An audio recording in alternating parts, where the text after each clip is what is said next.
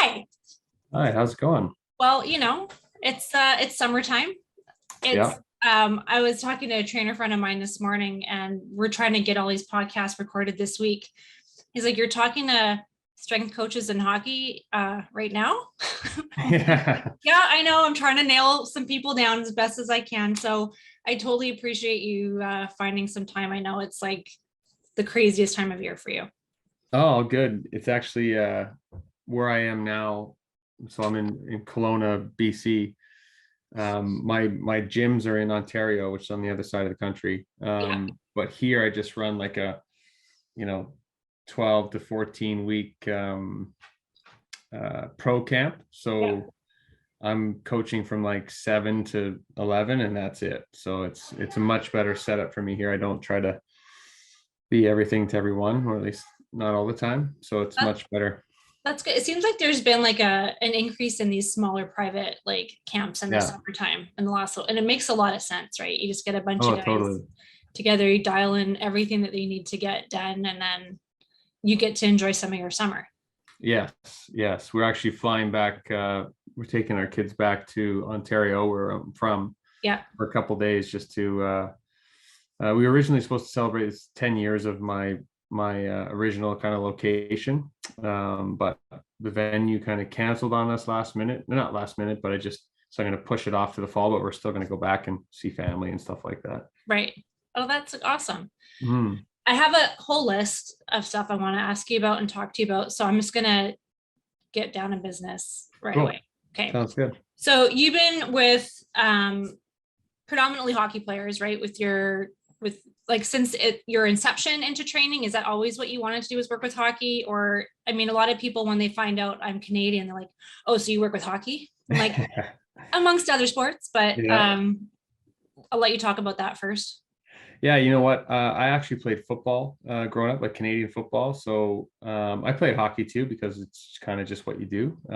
But I think, I was kind of more suited for football. Like I was a bigger kid, and my middle brother played, so he kind of got me into it. And football kind of football and training are so intertwined, and a lot more so, I think, than a lot of other sports. I think a lot of our training comes from that initially that football connection to sport anyways.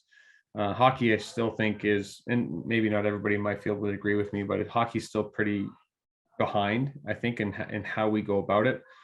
I mean, when I was in Toronto, I was a one-man show. When I was in Anaheim, I was a one-man show until my third year, right? So it's just like you and 25 athletes is a pretty tough thing to kind of accomplish. Whereas football, they definitely have figured out the staffing component. NBA, same thing, have figured out the staffing component. So I got my start in football, and I think coming from football, being a football player, actually helped me a lot in terms of getting into hockey, because I wasn't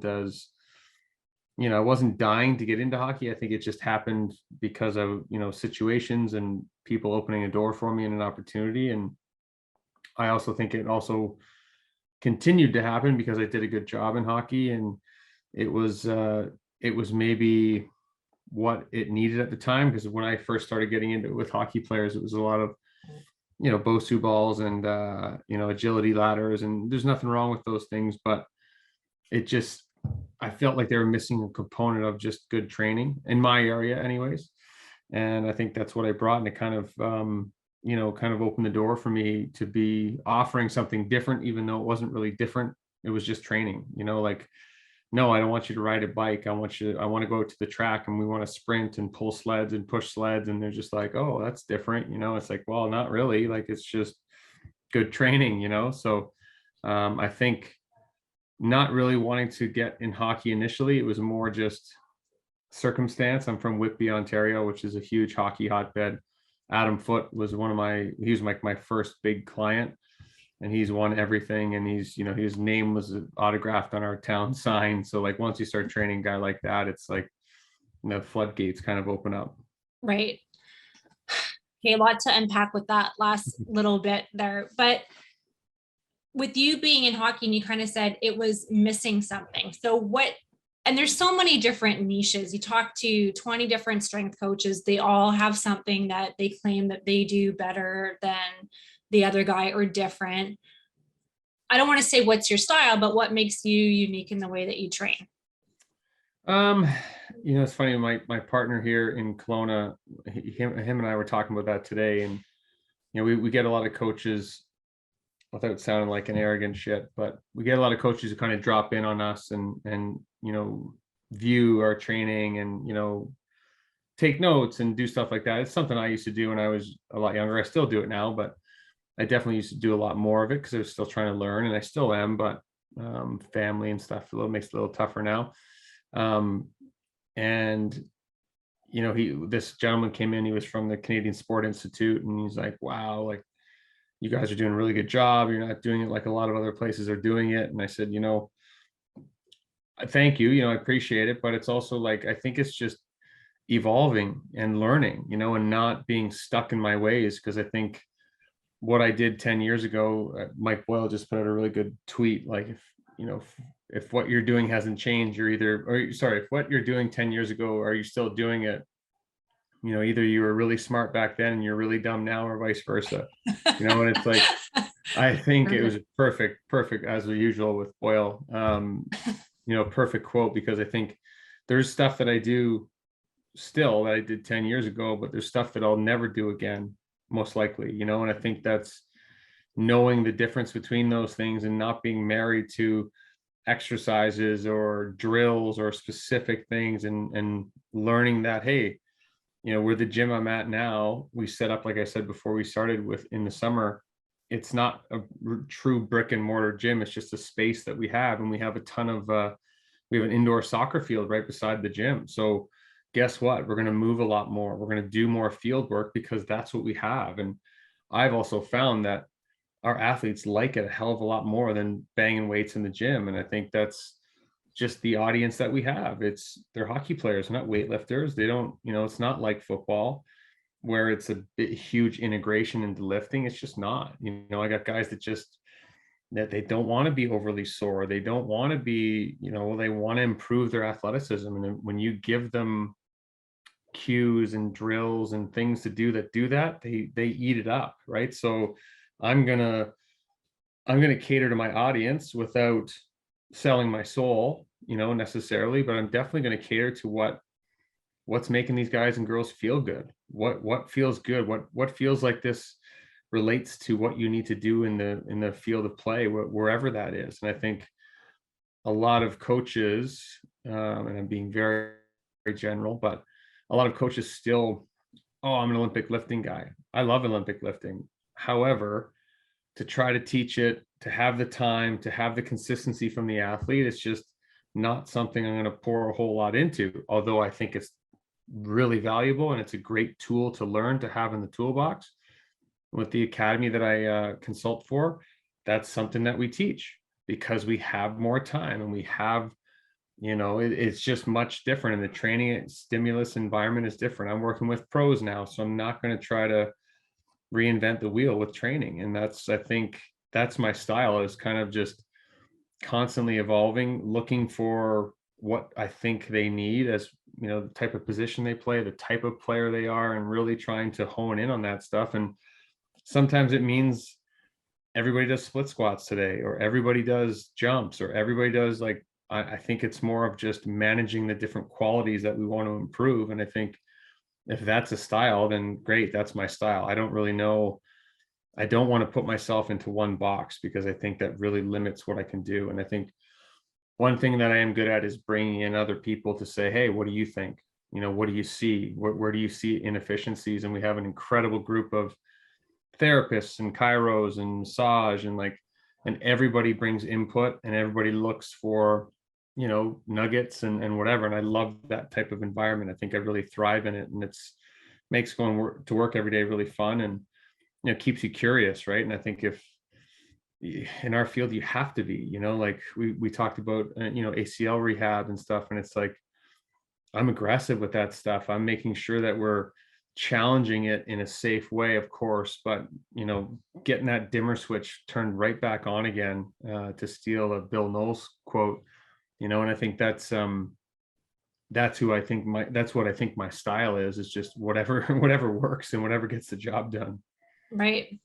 again, lots to unpack with what you just said, but I'm going to go back a little bit. The approach that you take, you know, like I think the best of the best people who've been in this business as long as some of us have been the ones that communicate the best, check your ego at the door, and are doing what's best for the athlete, right? And sometimes that means like, okay, my approach didn't work, or what I'm seeing isn't what 5 other people are seeing. So we have to be more collaborative.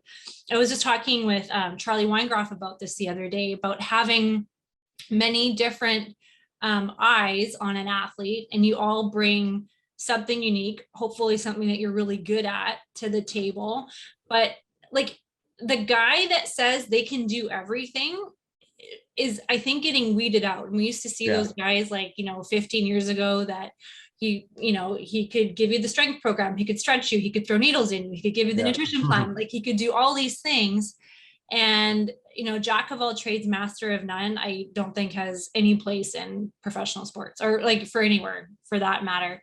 So, you know, the camp kind of philosophy that you're doing there, having so many different people, and I think that's what really serves not just an athlete, but any patient. So like people who are just, you know, coming to see me for rehab, I shouldn't be expected to be, you know, doing a proper vestibular rehabilitation or helping the guy with nutrition or sleep. But if I know somebody and I can refer to somebody, you still look like the rock star. You know, so, and if you're really truly doing what's best for the athlete, I think you have to have that entourage, those people in your bubble that you can refer to in all those different avenues. Well, I think too, and I was talking to an athlete today about it, and you know, I said, she asked, she plays hockey in NCAA, and she's like, you know, asked a question, and I said, you know what, I don't know, and I said, but I bet I can find someone that does have the answer, and she's like, oh, okay, great, and she made a comment around like, it's so nice to talk to a coach similar to myself that says like that they don't know, or you know, that they don't have all the answers. And I think, like, you know, I've reiterated a few times to different athletes around, I don't have all the answers, but I have been in the field quite a while, and I bet I do have a good network of professionals and what have you, to find that answer, or to at least get a different perspective on that answer or that question.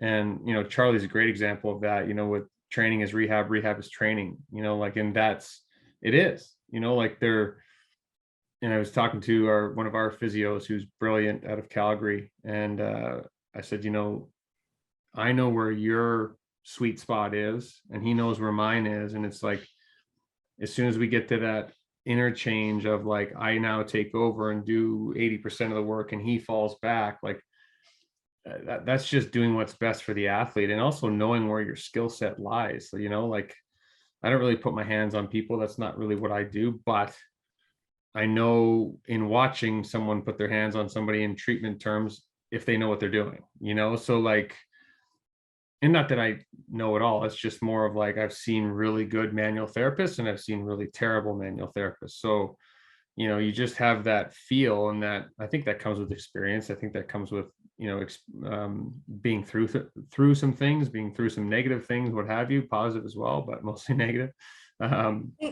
You know, and I think it's just working and trying to, like, you attract those types of people, right? It's like, you know, the people that ask genuine questions right in the middle of like, hey, like, really, like, why do you do it like that? And like, oh, well, this is why. Oh, okay, cool. And it spawns off into a whole other, you know, 3-hour conversation around like sprint mechanics or, you know, whatever. And I think that's, you know, you're in the right spot when you are engaging in those types of conversations. And I've been in rooms where it's, you know, people are ego and they're hiding and they're, you know, judging and whatever. And it's just too bad, because it's just kind of, it makes you kind of sad about our profession in some way, shape, or form, because it's like, you know, if we just work together, you know, we'll probably get a lot more accomplished, and we'll both probably have more success as an individual if we do it, you know, kind of side by side. And a lot of people just don't want to do that. They want all the credit. They want to be the guy or the girl or whatever. And it's just,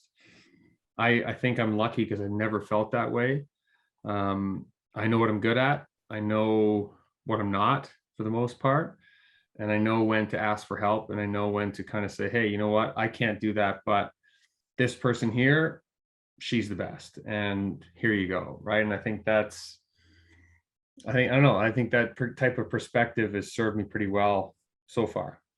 Yeah, I know. I agree. Like I said, the people that have been in the industry for as long as people have been have, to me, have been the ones that are really willing to share also. Not that they have like their own secret sauce and they don't want to share. Like the best and the brightest of any trainer or therapist I've met have been like, oh, I want to show you this, and what do you think of that, and what if we tried this? And it's like I said, it's for the greater good of the athlete, right? And to try to get the best possible outcome.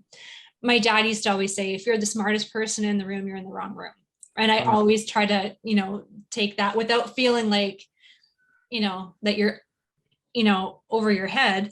But so kind of going along that line, you kind of answered it a little bit. What do you think is the biggest change that you've seen in this industry in the last while? And you could figure out, you could say with hockey training or training in general. I have something that I want to feed you after, but I'll see what you come up with first. Yeah, you know what, I think one of the bigger changes is just that, traditional S&C is not so traditional in hockey anymore. And I think, with my groups here in Kelowna, is like, yeah, we lift weights. We lift them at different rep ranges, different speeds, different focus, all that stuff. But what is more important, in my opinion, in speaking to the athlete and speaking to their needs and their concerns about their game and what have you, is can they move well? And then can they build movement capacity upon that quality movement? And then can they build, power on top of that capacity? And then can they do that? Can they repeat that over the course of their game? And then ultimately, can they stay healthy and participate and give themselves a chance to play? And I think what I've seen is that you worry less about how much your trap bar deadlift is, and worry more about how you feel on the ice and how you're improving on the ice or the field, whatever that is. I can't say about, I work with football guys, I work with soccer, I work with lacrosse, but hockey is kind of my wheelhouse, right? And it's where I live for the most part. But I think athletes in general, and I was talking to some of our interns and young coaches the other day, it's like 9 out of 10 athletes that come through the door don't love the gym. Like if you find one gym rat out of 30, you're pretty lucky, and they typically aren't the best players, right? Typically not. So, you're going to pour all yourself and energy into one person who may not even really reach those ranks, which is fine. But like, the best players, the higher skilled ones, they know they have to train. I think hockey's gotten at least to that. But they also know that they don't have to love it. They just have to get it done, and I think that's the majority of people that I work with don't love it. However, they grow to appreciate the fact that, hey, they got to take care of their bodies. They got to move well. They know what works for them, or they start to understand what works for them. But, whereas more football guys that I've worked with, they love training, or they enjoy it more so than others do. Right. So I think just being okay with that, which I totally am, because it's, I think if I can get a pro player to be more self-aware and have a longer checklist in terms of, should I be doing this or should I not be, that's a win, because it means they're probably not going to miss as many games. And there's a higher probability of them getting more opportunities. There's a higher probability of them, advancing their career, whatever that may look like. And I think that's more where our field is going. It's less about, how much did you bench and how much did you trap bar? It's more about, hey, are you moving up? Are you, did you get the scholarship? Did you get the pro tryout? Did you get and at the end of the day too, is them buying in, and, Brett Bartholomew has been on this for years before anybody knew it was important. And now it's, really starting to pick up steam, is understanding who you're working with and understanding them how to build trust and understand the room you're in, all that kind of stuff. And that's where I think our field is going, or has adapted and modified from hey, you're in the gym and it's semi punishment and it's stuff that you don't understand how, the athlete understands more and more now how stuff they do in the gym and the field relates to the game. Whereas before it was just as if, oh, here's the gym over here, here's gameplay over here. They don't really understand if there's a connection, if there isn't, and I think that's a very long-winded rambling answer, but I think you know what I mean. No, it's perfect. And again, you have so many little nuggets in what you were just saying. So I mean, from my experience working with athletes, a lot of the ones that are really dialed in, they want to know, why are they doing this? Why do I need this treatment? What's this? And, go back to Charlie, he hates the word like bridging, right? He thinks everything should be this kind of like mesh between like PT and training. But there is a little bit of that, like you said, that when you're passing the baton from rehab over to performance enhancement, that bridge. And I think the best dialed in athletes I've worked with across the spectrum genuinely want to know, how is this going to help me, right? Because their vision isn't in the moment. You're right, it's not in the gym. They're going to just check the box because when they have that buy-in and you say this exercise will help you with this, but when you translate it more to, this will help your shot, this will help you in the corners when you're on one foot, this will help you blah blah blah, and then you get that. And if you've been in one area more than the other, you're going to get those athletes. Like you said, you work with one guy, he's going to send you 3 of his buddies. They all have a good season. All of a sudden you have 10 the next summer. But again, you have to, I think, have that, the reason, like, how is this going to help me? And I've gone from living in Canada to living in California, working with a ton of hockey, to all of a sudden I have all these triathletes. Because that bubble just in Northern California exploded for me. And it's no different. They want to know, how is this going to help me on the bike? How is this going to help me in my swim? And you have to be able to put that together. You can't just look at the myopic injury with their rotator cuff and not think about how it's going to translate to swimming. Well, I think too, you kind of hit it on the head there too, because the other part of things that have changed or how our field has evolved is athletes are asking more questions and they're way more informed about, the style of training. Or like, I've had athletes come and ask me like, what kind of guy are you, or what kind of coach are you? Like, are you a speed guy? Are you this guy? I'm just like, I don't know. I'm just a coach. Like, it's kind of like I touch on all those things. And if there's someone that I think is doing something really well, I'll bring them in, learn from them, and take what I need from them, type thing, and I've done that with Les Spellman, who's out your way, like, who's, I think, is phenomenal on the speed side.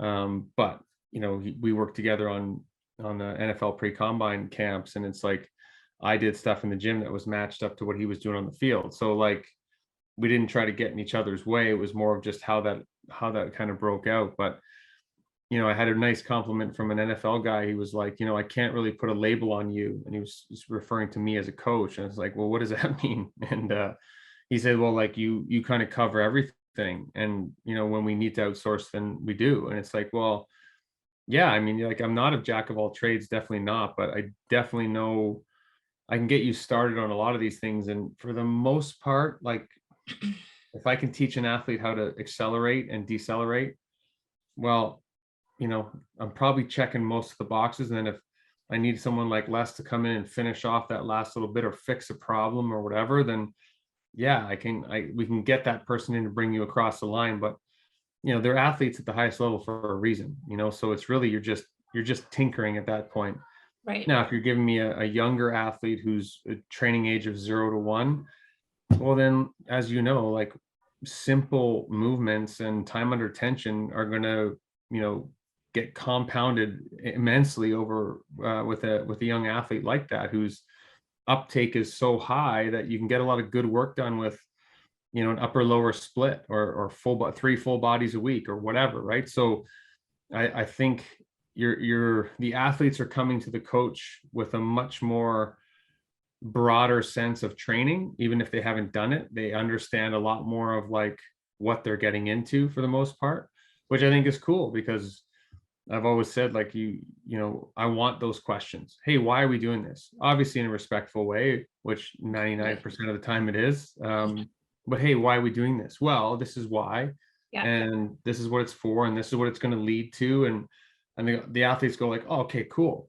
Thanks for, explaining that. I get that quite a bit. Like, oh, thanks for like actually telling us why we're doing something instead of just saying, hey, do this.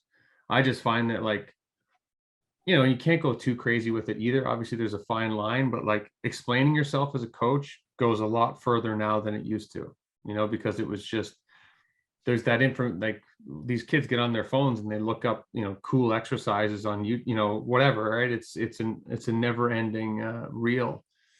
So I think if you can give them context around it, and I always make fun of, not make fun, I guess I make fun of, the Instagram, people showing exercises. I go, exercises are great. And we do exercises as well, but we're doing things with intent and with purpose.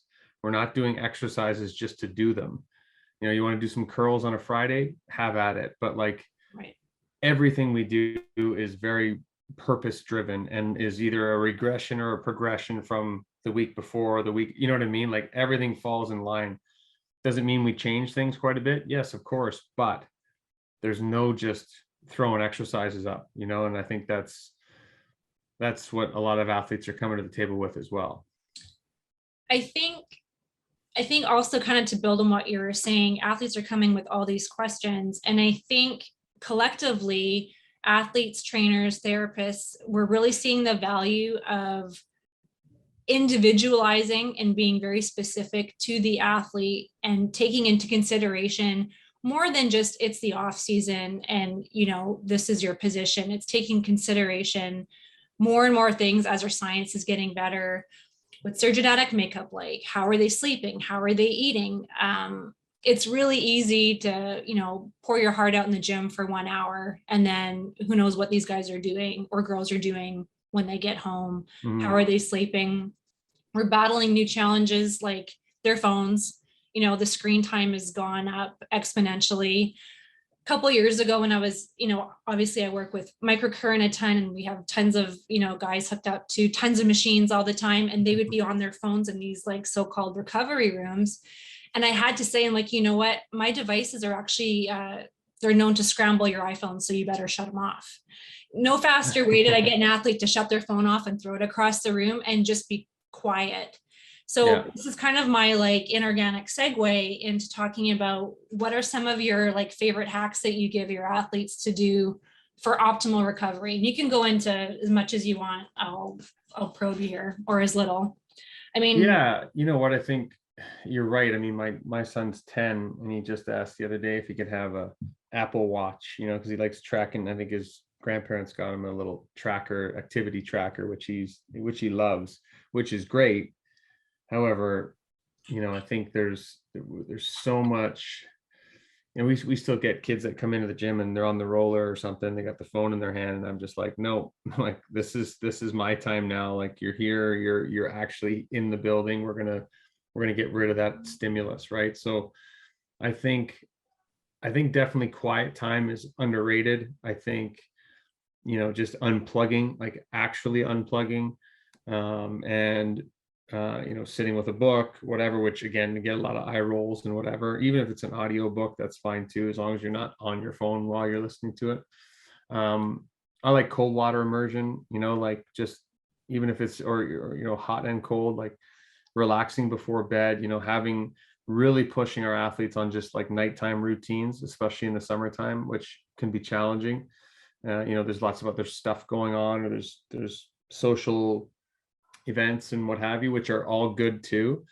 But I think just learning to get quality rest. I had a young athlete, I think she's only 15, but she's pretty far ahead in terms of her hockey age. And, I had to like say, like, you're off the ice for 2 weeks. She had some hip issues, and trying to explain to her that, this is what's happening in the hip, and this is why skating keeps kind of annoying the injury or the affected area. And it's hard for her. She asked it. So I told her that on Friday. She had, Friday, the rest of Friday, Saturday, Sunday off. She trained yesterday, and today she asked me if she could skate this Friday, just to see if I'd changed my mind. And it's a hard no, and this is why, and good try, but let's just stick with the plan, right? And I think even the athletes understanding what recovery is. What does it mean to recover? Oh, I didn't skate today. That doesn't mean you recovered. That just means you didn't do that activity. So what does it actually mean? And then where and how do you plug it into every day, every week, every month, in season, off season? I think that's where I start with it, because putting yourself in the Normatec boots for 20 minutes and calling it like that's my recovery is, hey, it's great. Don't get me wrong. And we're going to, foster that and say, hey, yeah, do that. That's definitely a positive thing. But, restful sleep, how do you feel in the morning? Are you coming in yawning? Are you coming in, and again, I don't try to go to technology right away. And Whoop is great. I had a Whoop strap. I wore it for a year straight, but I just found myself chasing strain and chasing the metrics and, diving into it too much. And again, it works for some people. It just didn't work for me. But is kind of evaluating your sleep, evaluating your bedtime routine, and then understanding your energy level. And I think where we are lucky here in Kelowna, where we get to do that, is a technology integration with, we jump once a week on our bilateral force plates. We have today was we test a sprint, a 10-yard standing sprint, a 15-yard fly-in, and we see the progression, and we have athletes that continually kind of climb the ladder, and there's athletes that are all over the road. And the athletes that are all over the road are the ones that are doing too much outside of the training. And one of my NHL guys said the other day, unprompted or I didn't set him up for it. And he's like, I said to him, I was frustrated at another person who wasn't showing up all the time. And then they start to see the degradation in their training, and they start to see their numbers going the other way. And he was just like, just come every day and do what you're told. Just follow the plan. I'm like, yes, if you follow the plan, it's a good plan. If you tell me when you're going to be away, if you tell me when you're going to do all this stuff, I can then plan and plug and do what I need to do to still create the most amount of benefit. And I think that's, at the end of the day, when I work with these NHL and Olympic athletes, it's, you turn into their planner. You turn into teaching them how to get in and out of these social events and different, weddings. One guy had 7 weddings this summer. It's like, well, if you go into every single one into a 3-day bender, you're gonna have a bad summer. If you train up to it and you get a massage at the hotel and you go for a hike and you do this, well, then you're going to get a compound interest of your training, so how do you do that? And I think the guys and girls that understand that and ask those questions and plan ahead and do all that stuff are the ones that are really, understanding their bodies a lot better and seeing the results. And again, another long-winded answer, but it's less about hacks and it's more about the boring self-exploration and understanding what you need as the individual, and then how that relates to how we're integrating with training and life. No, for sure. I know when, an athlete comes to me or I get sent to them, the first question is, how long is this going to take to recover? When will I be back? Well, the answer is when you're back, because as good as all the manual therapists or chiropractors, sports doc, surgeons, there's so many factors that go into how successful the recovery is going to take. I think sleep is the biggest one that's being completely screwed up nowadays. I will totally say it's because of an iPhone. Like 20 years ago, when we were talking about planning out an athlete's recovery, and they said, well, make sure you're not watching TV past, 2 hours before you're going to bed. Take the TV out of your room. Now everybody's got a TV literally in bed with them within 1 foot. And it's next to impossible, especially to tell a younger person, younger adult, older, any kind of teenager, to not have their phone in their room. The minute I mention that, they look at me like I'm speaking a different language. Very true. In Canada, we had a fantastic doc. I used to work with Dr. Chuck Samuels. Charles Samuels was leading the nation in sleep research. And here we, at one of our FSM conferences, one of our American docs, David Musnick, had this fabulous sleep hack talk. and it was all about sleep hygiene. And he had probably about 30 tips that you could do, to recommend to your patients and clients how to get to sleep naturally, organic, without any sort of supplement. And it's hard when you tell somebody no social media. I'll say no screen time an hour before bed, no social media 3 hours before bed. And they're like, what? And, I'm like, yeah, you can look at an article, put it in grayscale. I'm like, yes, it has to be super boring. Yeah. But there's so much research, as you know, with social media, the way it negatively impacts not just girls with body dysmorphia.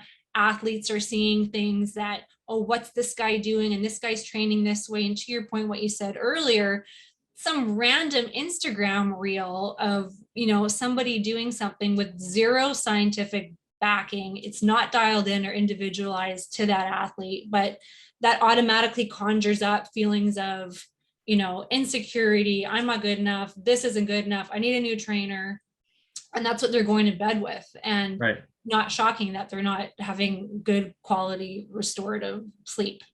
Well, and I think too, I'll come back to the Instagram thing because that's definitely something worth talking about. But in terms of the sleep, I think I called out a couple athletes in a positive way this past week. And it's like, there's a point of the summer where I push, right? There's a number of different points, but like you get to different increments in the summer where, you try to, if I'm dialed in with how I feel the athletes are responding, we'll push them right to the edge of, almost getting sick, like breaking them down, and then pull back and rest, like that super compensation piece. And, everybody came in last Wednesday was just like cooked. It's like really new phase on Monday, hard lift. Tuesday was our linear speed day. So really hard day, some new exercises, new, progressions. And like the whole group was tired. I'm like, okay. And I'm talking to my partner. I'm like, this is great. This means that like across the board, everybody's kind of like adapting at a similar rate, which is awesome to see. So Wednesday, we peel back a little bit. Thursday, we mess with the volume, we pull back volume, and Friday, everybody is buzzing. And Monday, everybody's buzzing. Today, everybody's buzzing. It's like, okay, we got through the hard part. Now we can push again, and we'll probably get into another one of these. We have a big camp in August that we do right at the end of that camp. These guys will be cooked. And which is great because that next week becomes recovery focused. It becomes that super compensation piece. And then by the end of that last week of the summer, we feel amazing. And like, if we do it right, that's what it should feel like. And I think a couple of the athletes who, socially got into it on the long weekend and, did too much. And, I see it, in the NHL, the one thing I got really, really good at was just the eye test of guys coming. I saw those guys more than I saw my own wife and kids. And when you see somebody come in with heavy eyes, dark circles, bad body language, lack of social contact, all these things, it's like, hey, here's what you're going to do today. We're going to pull back on all this stuff. Then you're going to go home and go to bed.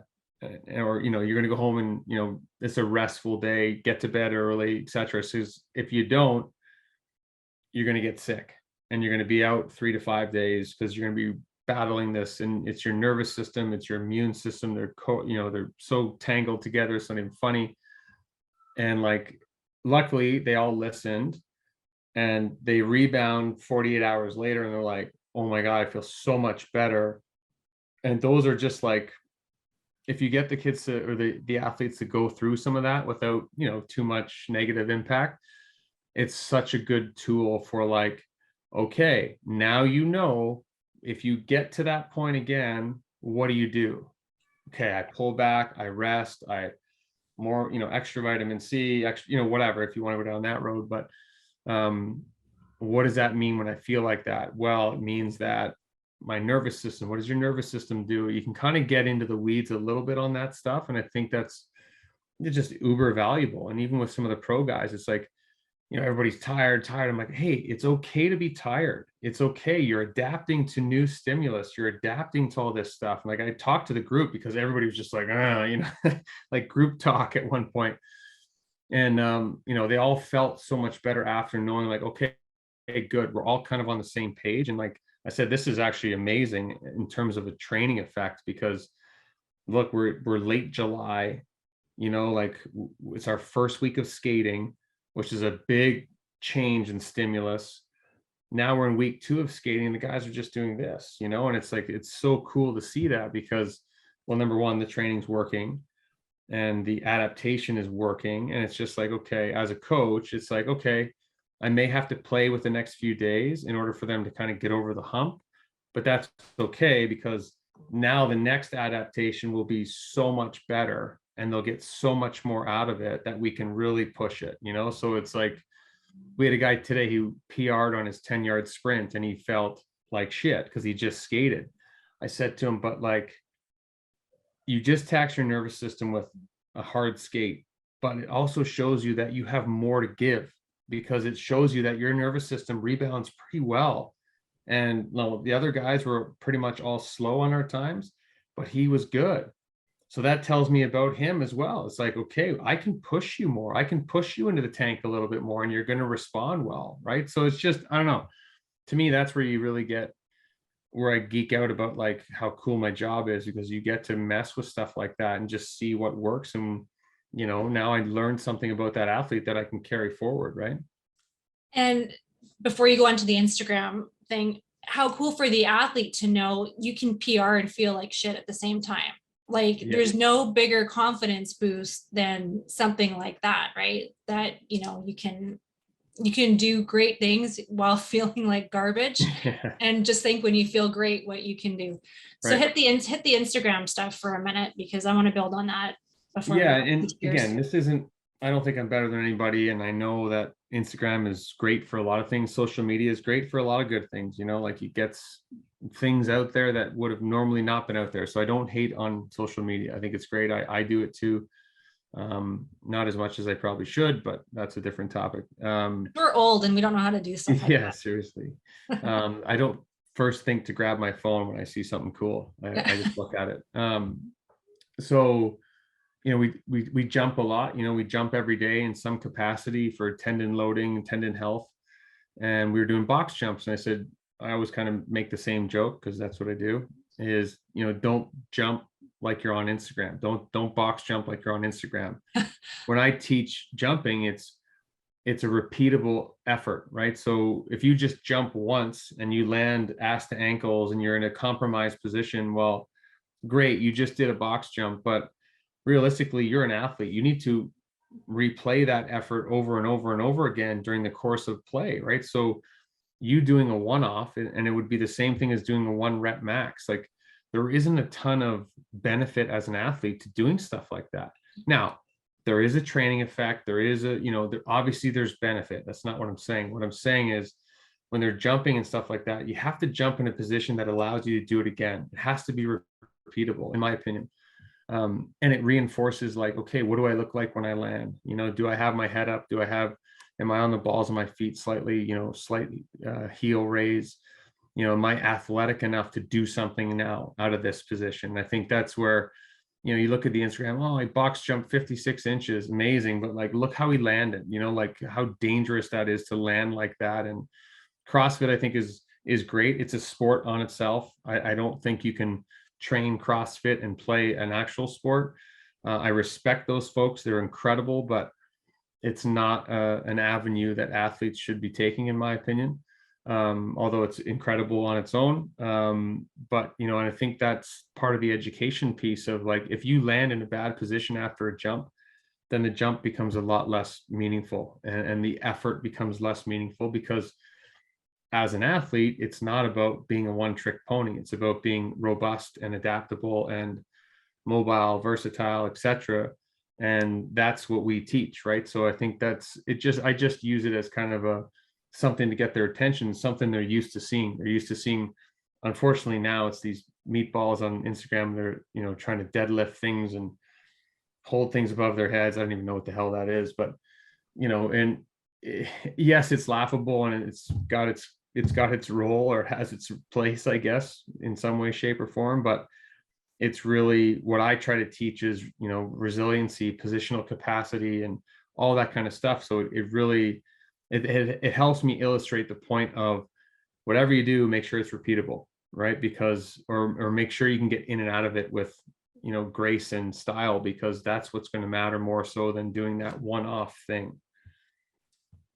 That's a big take home nugget. If I'm gonna like highlight anything of this interview, it's probably that piece. It kind of reminds me, another little segue, I want to talk about fascia a little bit, because that seems to be like the big word right now. And I am taking Peter Twist's fascial line training stuff. It's pretty cool. I love Peter Twist. He's like one of my favorite people.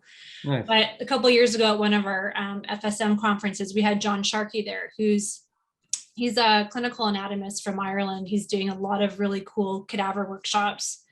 And he's a big biotensegrity guy. And he was demonstrating, manipulating somebody on stage, holding down their rib cage who had some frozen shoulder, and he, held down a fascia line and up popped her arm, and everyone's on their feet oohing and awing. Mhm. And I'm kind of sitting in the back row, with my scowly look on my face. And he said, "Kim, why were you not clapping? I saw you were kind of scowling in the back." And I said, "No, I think that's great. But is she going to be able to do that at home?" And he's like, "Well, what do you mean?" I'm like, "That's great that a patient will drive or fly in to see me, and after 3 hours, I can make them feel better. But how are they going to be on the plane ride home?" Right. And I think that's how we have to deal with our athletes is, again, going to how is it going to make them a better athlete? Like, what is the reason why we're doing it? Is it reproducible? Is it safe? Is Mhm. it for them, right? Not just because it's a trending topic on Instagram. So Mhm. 2 things I want to unpack before we call it a day. Fascia. What are your thoughts on it? Where we're going with research on it? There seems to be, when I think about my introduction to fascia is what I cut away when I was doing my gross anatomy labs to get at the cool stuff. Yeah. And now it's like, wait, why was I cutting it? Yeah. And it might have been someone like Twist who I think, is obviously, blaze some trails in terms of like, looking at training a little bit differently. And I wouldn't say I agree with all the things that he does, but I do agree with the fact that he was willing to, be different and, push the limits and ask good questions. And I got a chance to spend a bunch of time with him, and he's always very, inspiring and just awesome in general. Very cool guy to be around. Yeah. With fascia, I think the more you learn about it, the more intriguing it is, and I think, I can't remember who did it. Maybe it was anatomy trained. I'm just looking for the book. Tom Myers. Yes. He was somebody that I got recommended that book years and years ago. I don't know where I'm looking for it on my shelf. It's there somewhere. And you start to talk about, again, I don't really put my hands on people. That's not part of what I do, but I have been in working with people that do, obviously. And it's like, they've taught me things, and I've never done it as a practice, but you mess around and whatever. And it's incredible how you can manipulate that fascial tissue and create, like, you said, like, oh, the frozen shoulder's moving. And it's like, I use different tools in order to do that without using my hands, like BFR, blood flow restriction, which I think is a very, very underutilized tool. People get scared of it. Oh, I'm not cutting off people's blood. It's like, oh, it's not really that. Like, yes, it is that, but and there's different grades of it. They have the Owens people who are, the full on like set protocol, what have you. And I know there's a place for that. I've used that with, surgical rehab and what have you. I use a company called, oh my gosh, I'll think of the name. But theirs is more of like a functional unit, and it allows me to do all sorts of different stuff. We use it in the pool. We use it in the gym. We use it as a little bit of a hypertrophy tool with healthy athletes, just to get more volume without the impact and without the damage, I guess is a way to say it. I can't believe I can't Go Be Strong. Holy, he would get very mad at me if I couldn't remember the name. Go Be Strong. They're a company out of Utah. Okay. Fantastic products, very affordable. And to me, that just, it teaches the athlete. And, when you first put it on somebody, it's like, oh, what are these things for? It's like, well, I'm trying to get more blood to the area. And they're just like, oh, I'm like, well, new blood means nutrients. It means growth hormone response. It means all this good stuff. And they're like, oh, I said, so if you have tissue, typically, I'm being very generic, tissue that is damaged or whatever, a lot of times I think about that as it being brittle and like dehydrated. And it's like when you bring new blood to the area, you think about hydrating tissue and getting things moving and gliding and sliding and all that kind of stuff. And it's like the response you get from that type of interjection of a tool or whatever is pretty awesome, and I think it's something that is still a long way to come in terms of understanding what it's doing. But I just know when you see people who are, holding tension, and hockey players, they're terrible sprinters or they're terrible runners, sprinters, typically, and they hold so much tension in their upper bodies when they try to sprint, because they feel like the more they bite down, the more they, tense up, the faster they're going to be. Well, as we know, it's the complete opposite of that. And when you talk about holding tension, again, groins, and if you do I forget the test, Thomas tests on a lot of these hockey players, they're holding tone in hip flexor, they're holding tone in groin, quad, super quad dominant.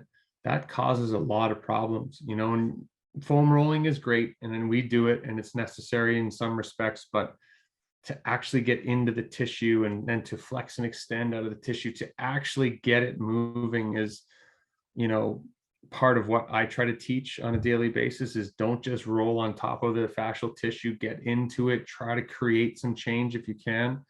So I think it's just part and parcel of, going back to what I said before, helping athletes understand their bodies and why things are tight, and I use the same old thing is like, okay, here on my arm is tight, my mid forearm. Well, I'm going to go to your elbow. I'm going to go to your shoulder. I'm going to go down to your wrist. I'm actually not going to touch the area that's, tight, because it's avenues of pull. It's lines of pull on that tissue. And it's like, oh, they don't, you just, did something in my shoulder. Now my forearm feels better. It's like, well, then you start talking about tissue and the spider webs over, that type of instruction. And it's just like, you see the light bulbs go on. And I think, if I can help athletes understand why it feels good and why doing those types of things on a roller, as opposed to just rolling over top of your quad, is more beneficial, then I feel like I'm doing my job. And why did the Normatec boots feel good? Well, there isn't a ton of research on if they're actually doing anything, but just pumping blood, right? Just pumping blood, moving things around, like it's probably going to make you feel better. So I think any sort of understanding around fascial stuff is what athletes need, So I mean, a big thing for us now, I'm rambling, but is feet, right? Because if you wear hockey skates 10 months of the year, carbon fiber slippers that don't let your feet move a whole lot, you run into a lot of problems. And if you ever look at a hockey player's feet, you know what I'm talking about. I had a young guy recently who had a old meniscal injury, and he had a popliteal thing, show up. And I'm looking at his shoes one day, and it looks like he's wearing like canoes on his feet that are like cinched up really tight, and just kind of just holding his whole foot up and like cinching his feet together. And I go, dude, take off your shoes. And like started doing some stuff barefoot. We work with a group called the Foot Collective. They're phenomenal, out of Ottawa. So we do some balance beam walking every day. We do a lot of Cal Dietz's spring ankle rocker stuff. But I got most of our athletes wearing toe spreaders, right, to just naturally increase the toe splay.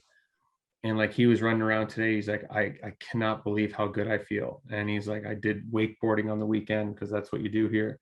He's like, I was so much better at it. I felt like I could actually, move on the board and stuff. I'm just like, well, again, another avenue of like, that's all that tissue on the bottom of your feet, just kind of forming in whatever way you put it. If you wear shitty shoes, well, they're gonna replicate that. If you wear flip-flops too much, you're gonna damage, you're gonna affect the way that you can foot strike. And it's like, start to unravel some of those things, and the athletes, the light bulbs start going on, and they're just like, oh, okay, right, makes sense. Like, okay, when you are having to wear skates a lot, make sure that you're barefoot as often as you possibly can. Make sure that you roll the bottom of your feet with our cork balls. Make sure that, you know what I mean? And I think they're just filling the different buckets of good habits around self-care and self-preservation, I guess. But that's definitely, that fascial piece is just, it's everything really. Yeah, right. Fascia is everywhere. And I don't think we're even hitting the tip of the iceberg of its importance. Mhm. When I talked to Peter Twistle a while ago, he was talking about, the neuromuscle connection travels at was 175 miles per hour. And now we're seeing the fascial connection is over 700 miles per hour. So fascia is innervated. How is this possible? How can we use this with training? I don't know. But the more we're unpacking with fascia, and it makes sense, right? Especially those of us who look at the body as, a global systemic body, not just in isolation. There's something Mhm. to it. And when you look at, books like Anatomy Trains, you can see, oh, something goes from the back of my eye to the bottom of the arch of my left foot. What? So Yeah. that could be possible. One of the things too, you talked about, heat and bringing good blood flow to the area. So with blood flow restriction methods, some neat research that was coming out of McGill recently was, we're scrapping rice in acute injuries like rest, ice, compression, elevation, and Mhm. we're using meth. I don't know why we couldn't find a better acronym. Like, couldn't we do math instead of meth? But movement, elevation, traction, and heat. And everybody's just like, heat, what the, we're supposed to ice everything. And it's like, No, no, there's a time when of you course. need to bring good blood flow to the area. And I'll cite the study. I teach it in the sports course, so I don't have it with me right now. But the study, again, it was done in Canada. They had used it on mice where the mice were running, and then they iced half of them and then they left the other half. And at first, the acute inflammation post-exercise was down in the iced mice, Mhm. but their recovery 2, 3, 4, 1 week later was slower because they never had that good blood flow that, yeah, maybe it looks like it's inflamed at the time, but it's needed to come clear out the debris, give the good blood flow a chance to sink in, and Mhm. those things were recovering. So I think, when people are asking me the biggest shift that we're seeing, I'm like, using, even in manual therapy, we called it ischemic compression at the time, where you're occluding blood flow with pressure, Yeah. reflexively taking it off. And what happens, all you occlude it, and then all the good stuff comes. And even in microcurrent, we have frequencies that we use for hypoxia. And first people are like, hypoxia? I'm like, when you have an old gnarly injury that's scarred, there's not proper blood flow that's going in and out of No, that no that kidding. area. So if we can load it full of good things and take out that hypoxic sort of energy that, that scar tissue has, we're seeing exponential movement happening in that area. And I think it's so cool. Well, So I had a client last summer, real quick, just on that. Like, he's a former basketball player, drives a desk now, has been driving one for 20 plus years in the video gaming world. And I was over at a client's house and we're doing some stuff. He's like, hey, would you take a look at my friend? And, big, tall guy, couldn't, like, get his arm up here, put the cuffs on, started doing some scap work and all of a sudden he's, up here. I'm like, look, it's not permanent. It's just, we pushed a whole bunch of new stuff and greased up those tendons and ligaments and kind of just, put gave you a jump start. I said, if you don't keep moving, it's not going to get any better. And you're not going to, dumbbell bench hundreds tomorrow, but, don't think that you can't move it, and I think I've had tons of different people with, MCLs, ACLs, and they're afraid to bend their knees. I'm like, well, your knee is meant to be bent, and if you don't bend it and you don't get into those ranges in a good way, in a progressive way, then you're never going to, and that's going to cause way more problems down the line than, being a little sore now, and I think that's, oh, what can I do in the gym? I'm injured. We can do lots. We can do lots. We don't have to do, again, going back to what I said before, traditional S&C. We don't have to put a barbell on my back.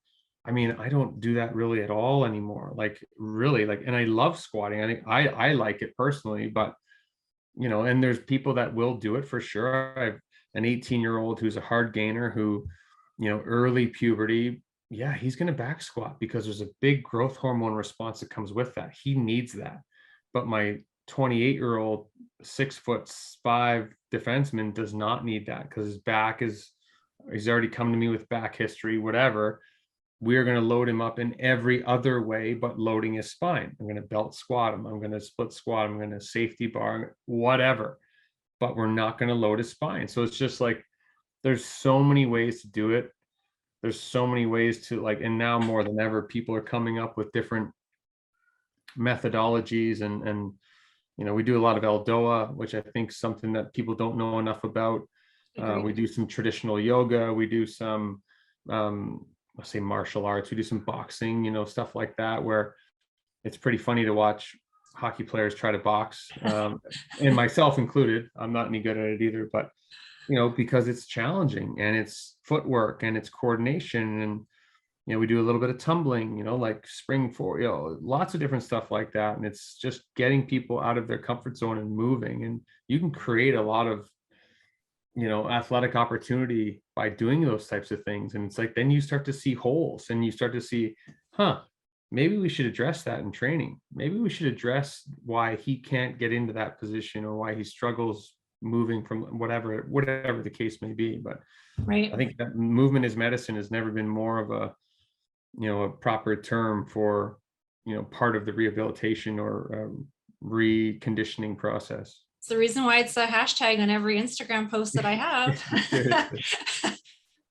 Two quick things here, and you kind of organically touched on it. So, you know, I've been doing this, you know, over 2 decades. I'm seeing a lot of athletes coming up, and we're seeing so many teenagers, and I have teenagers right now with repetitive strain injuries that there's no chance they would have had 20 years ago. Mm-hmm. Somehow, and it's really bad here in the States, that we're brainwashing parents into thinking they need to specialize into one sport by the time they're 6 and get their, you know, 50,000 reps in. Otherwise, they're never going to get their scholarship or their pro contract. So one of the biggest things that I'm trying to get kids and teenagers to do, even though they're not playing 2 sports, but just to do multiple sets of fun movements, right? Like, no teenager needs to be in the gym squatting, you know, but take a hockey player and have them play soccer for a little bit, or have them just flag football.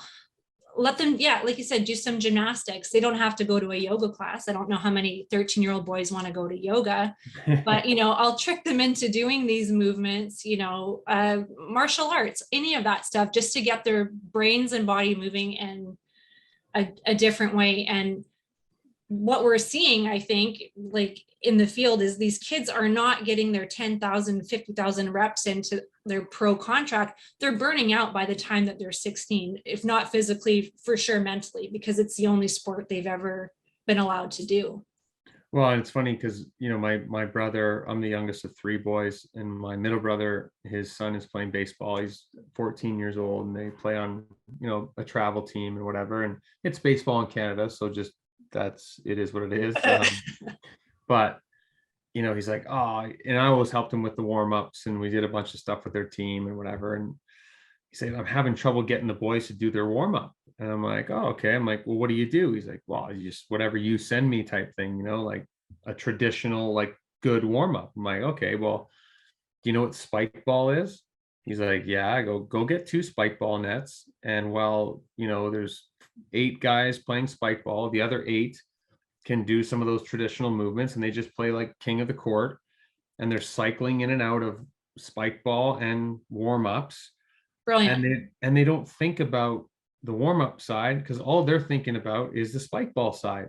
Right. And when you tell them to do stuff while they're waiting for spike ball, the adherence to what you're saying is like tenfold. Because, okay, if I do this, then most likely by the time I'm done this, I'll be up next. You know, and he's laughing. I'm laughing saying it to him. And then he calls me like 2 days, you know, a week later. He's like, holy shit. He's like, it works. He's like, you actually know what you're talking about. I'm like, yeah, because like I have to find ways to keep our athletes interested. Yeah.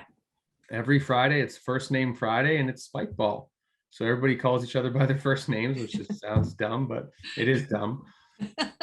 And you play spike ball as warm up. And I think it's great. And in between that, they're doing, groin rock backs, they're doing lunges, they're doing all this other stuff, and we're getting an incredibly good warm up. Sometimes we'll play games, like, and again, I challenged, I was doing an event for Under Armour, and we had some of the 12 best high school athletes in the US coming in and doing a bunch of stuff. And every day we trained, it was a lot. And I had them doing these types of warm-ups where, like, I go, so did we accomplish our goal of warming up? And everybody's like, yeah, heart's beating, we're sweating a little bit. Yep. What else did we accomplish? She's like, that was the funnest warm-up I've ever done, and like, I go, everybody's smiling, everybody's engaged, everybody's breathing hard, da, da, da. You're checking all those boxes, but just because you didn't do knee hugs and quad stretches and traditional S&C doesn't mean you can't still check the box of being warmed up. And I think Right. it was a big, again, it's an ego check. It's you don't have to be the guy with the whistle. I don't yell at kids anymore. Like that's gone. Like if I yell at somebody, that means I'm probably going to lose money because they're not going to come back. Yeah. Right. So I better change the way that I address professional athletes, high school athletes, whatever, because if I don't address it properly and I don't get their trust or whatever you want to call it, then I'm losing business. Right. So we're going to play the, spike ball. We're going to play different stuff, and it's still going to accomplish the same goal. And the kids that's what they're going to remember. Hey, every Friday we play spike ball. Right. And it's awesome because I got to play against an NHL defenseman today, and Yeah. we were high-fiving each other. You know what I mean? Like, it's just stuff Totally. like that kind of just builds on it even more so. So I think that's, just thinking outside the box, which I don't even really think is outside the box. I think that's part of our jobs, is to be creative, is to be, it's good training is boring as hell. And if you're accomplishing that, it means you're doing good work. So can you find ways to make it a little less boring, a little more fun? Because the athletes that are coming in don't love it like you do. They don't care that they're doing trap bar deadlifts and real cool French contrast today. They just know they have to work out today. Right. Right. So can you make that more enjoyable? You're probably going to get that person back, like that's For sure. Yeah. Yeah.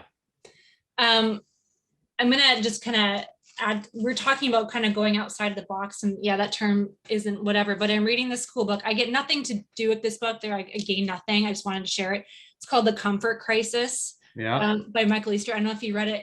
It has to do with, like, really, these are extreme, going outside of their comfort zones, going to extreme camping and hunting. Mm-hmm. But the research behind this book is incredible, how doing something new is so fatiguing to your nervous system. Your body, I mean, depending on how far these guys are pushing it pretty far, almost goes into shock. So you get those guys sometimes when you're teaching a whole new energy system or new movement patterns, they'll come in with like these flu-like symptoms the next day. Oh yeah. Because they're just so taxed. But I think that's such an important part to give to, like, these teenagers and young adults that are coming up who have been training so linearly, Mm-hmm. whether it's through the strength and conditioning side or just specializing into one sport. We need to, like, really branch these people out, if you want to go in that biotensegrity model, just in their activities of daily living, just so that they're healthier all around.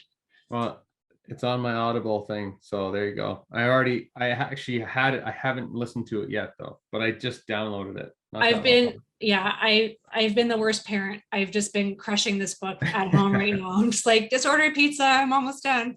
Well, it's funny too with the, like, I think a lot of the kids that we get in hockey's interesting, and coming back to Canada, California hockey was awesome too, but you can't play hockey in California if you don't have disposable income, unfortunately. No, it's true. And we were obviously fortunate in that regard. I had a good job there and whatever, but you see these kids who don't want to get outside of those comfort zones. They don't even want to do a warm-up before a game. They don't want to, and I don't know, I think there's a lot to that. We have stuff that we do in the gym, and it's just like, oh, there's no chalk today. I'm like, oh yeah, I forgot the chalk at home. I guess you're gonna have to figure it out. Like, I guess you're gonna have to, suffer through that a little bit. Oh, that, we don't have any drinks today. Like, oh, I guess you're gonna have to figure it out. And like, I definitely do those things purposefully, because yeah, I think that that's part of my job too, is to add a little bit of that mental toughness. And I don't think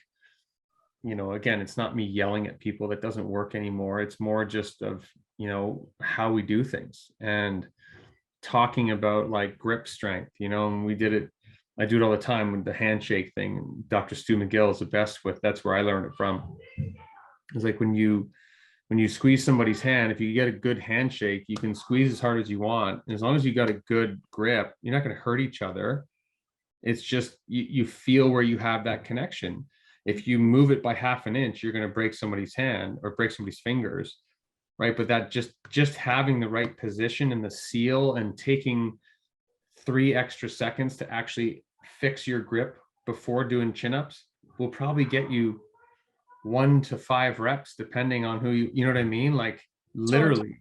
Yeah. So talking about those little things, don't just do the thing, be intentful about what you're about to do. It's meant to be purposeful work. So, don't come here and turn your brains off.